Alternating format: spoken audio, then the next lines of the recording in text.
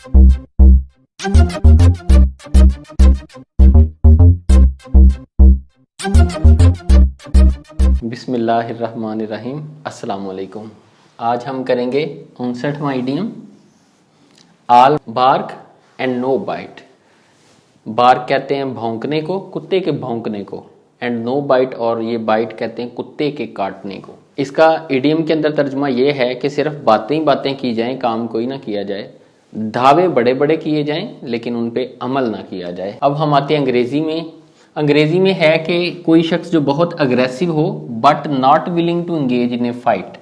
बातें वो बहुत करे कि मैं ये करूँगा वो करूँगा, लेकिन फाइट के अंदर, जंग के अंदर, लड़ाई के अंदर इंगेज ना करे। A person who is full of talk with no action.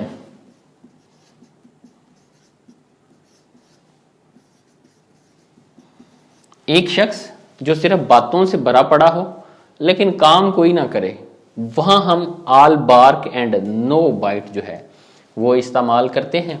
अब हम आते हैं इसके ओरिजिन की तरफ। इसका जो ओरिजिन है ना, ये नहीं ट्रेस किया जा सकता कि कब से है। मेरे ख्याल में जब से इंसानों ने कुत्तों को पालना शुरू किया और कुत्तों की आदात का मुतालिया करना शुरू किया, तब से ही ये इडियम जो है, यानी कि पत्थर के दौर से इडियम हम कह सकते हैं कि लोगों ने पत्थर के दौर से ही कुत्तों को सदाना शुरू किया, पालना शुरू किया। और जो पालतू कुत्ते थे फिर उनकी आदात जो है वो देखी होंगी।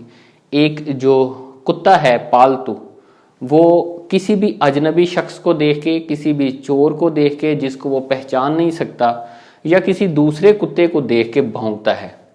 लेकिन बाज कुत्ते ऐसे होते हैं कि वो दूर से बहुत अग्रेसिव और ऐसे भौंकते हैं कि अभी काट खाएंगे, लेकिन घंटा घंटा शोर डालने के बाद वो कभी नहीं काटते। मिसाल के तौर पे एक कुत्ता है, वो आराम से बैठा, उसे पता है कि ये सिर्फ भौंकेगा, काटेगा नहीं।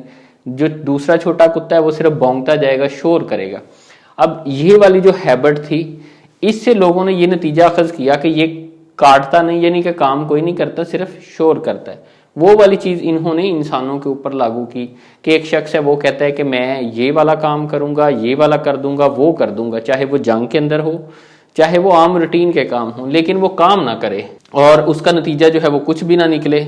उस जगह पे ये मुहावरा जो है आल बार्क एंड नो बाइट जो है वो इस्तेमाल किया जाता है। मिसाल के तौर पे ये एक औरत है, वो सिर्फ शोर डाली जा रही है, काम कोई नहीं करेगी, तो दूसरा बंदा सोचेगा कि ये क्या कर रही है।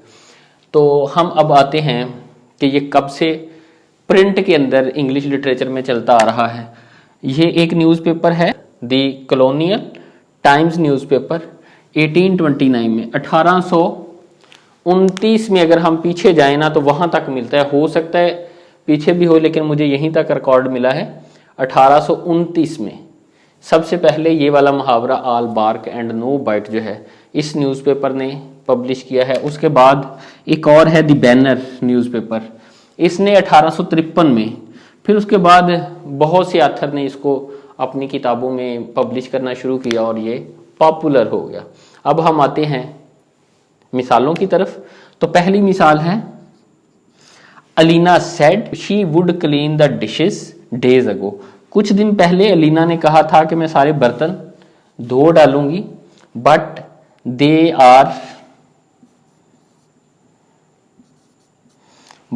Are still sitting in the sink.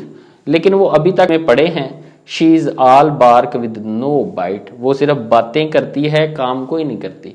अब इसका हम ये नहीं करेंगे कि वो सिर्फ भौंकती रहती है, काटती नहीं, बल्कि इसका तर्जमा जो है हम जब इंसानों के लिए करेंगे तो तब वहीं ये करेंगे कि वो सिर्फ बातें करेगी, काम नहीं करेगी। अब दूसरी हम आएंगे, जैद्स मैनेजर, जैद का जो मैनेजर है, had threaten to fire him.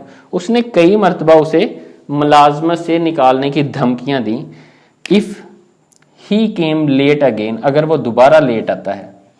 But he didn't care much, लेकिन उसने उसकी कोई परवाह ना की। ही न्यू, वो जानता था, it was all bark and no bite, क्योंकि जैद जानता था कि ये सिर्फ बातें हैं, इस पे अमल नहीं होगा।